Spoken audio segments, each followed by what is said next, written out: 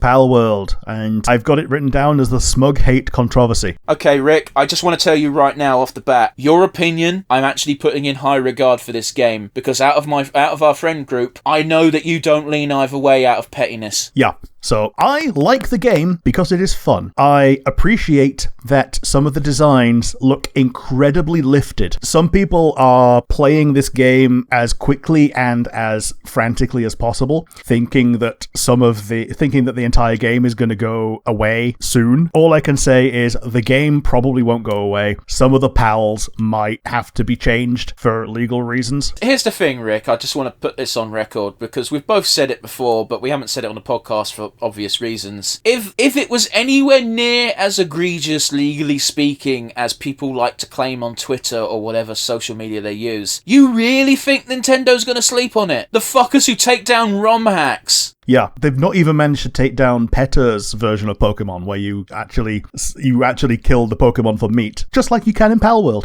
But these are actually just the likenesses of Pokemon in the PETA version. Like, it's very obviously a Pikachu, it's very obviously a Charmander. We'll hash up old ground because we've not done it on the podcast. The only issue I had with Palworld was there was allegations of them using literally AI to design things. That's still been mostly debunked at this point. Yeah, like even then, like you can feed anything to an AI and get something. I can go on Bing today and say, please create me 3 starter Pokemon, 1 fire, 1 grass, 1 water, and it will just create something. But that's what I take umbrage with, Rick, because no, pay a fucking artist to do it. And then from that, you've got a design, and you can pay an artist to like flesh out the design and make it your own style. No, you don't use an AI to make the design at all. You use an artist for every step. Sure, okay. Rick, we have to agree to disagree. So I've enjoyed small chunks of this game, only in single player. I'm looking forward to multiplayer now that I'm home. I know one of our friends has a server running, but it's at times that are not going to be useful to you. And also, it's not available on PlayStation yet. I find it interesting that you say yet, because I was under the impression it was never coming to the PlayStation. I think their goal is, because it's still technically in early access. I think once it's out of